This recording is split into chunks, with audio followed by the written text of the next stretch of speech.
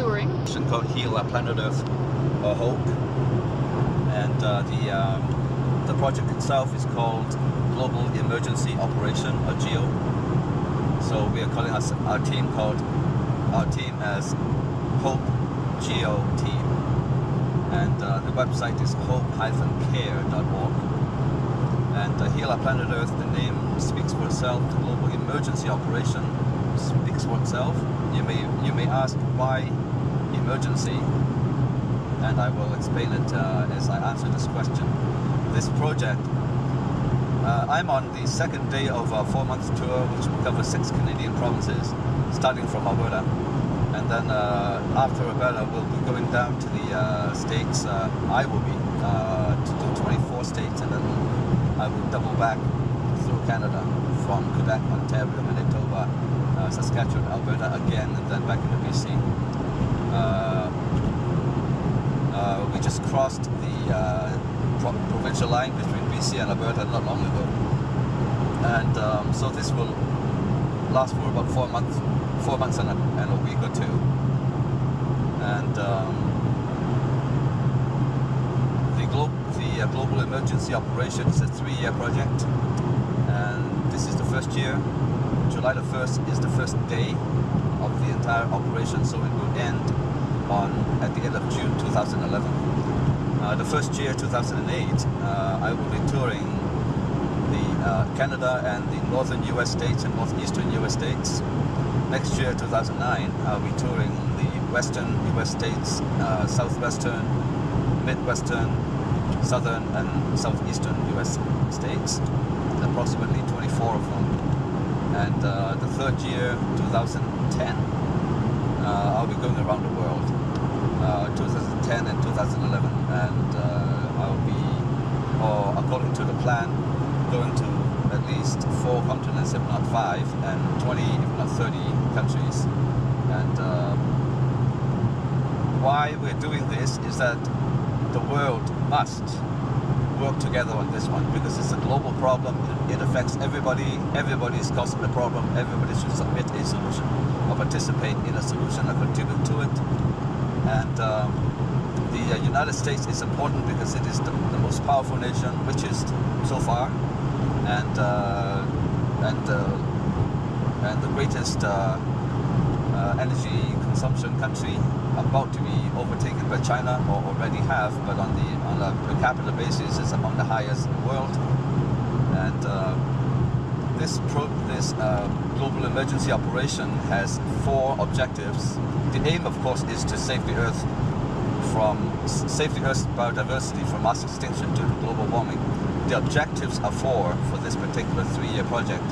Number 1 is that in order to solve the Earth's problems, the Earth's environmental problems, we need a global green fund to do it with, because most of these projects are not unprofitable or non-profit, and industries wouldn't take it on. The countries, the governments probably wouldn't take it on because they seem to have the money completely already committed to various social programs, particularly to the military spending, particularly in the United States. The US is spending about $500 billion or $600 billion a year on the military. And so all in all, the countries, the various nations, governments probably wouldn't take it on. And they're just waiting for somebody to take it on, and nobody would, because first of all, there is no profit in this endeavor to heal the planet Earth, and also there's no money available. So we need a global green fund. That's the number 1 objective. And the way that we have figured it out is that the most obvious solution, if not the only one, is to cut the global military expenditure, which totals to about $1.2, $1.3 trillion a year. And we are talking about globally. And so the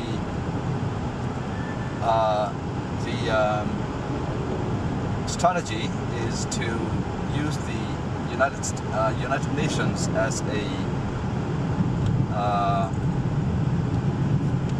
an orchestrating organization to first of all create this global green fund and orchestrate all the world's nations to each donate 10% or contribute 10% of the military budget to this Global Green Fund. And it would be of great benefit, more than just creating a Global Green Fund. It also will make the world 10% safer. It will make the world environment a lot cleaner, greener, and our children's future much more secure. And we have tested it on the internet, and about 10 years ago I tested it on the in terms of a paper petition, and the response was very enthusiastic by the people who are globally minded and who are peace minded, who are environmentally minded, who are animal rights minded. So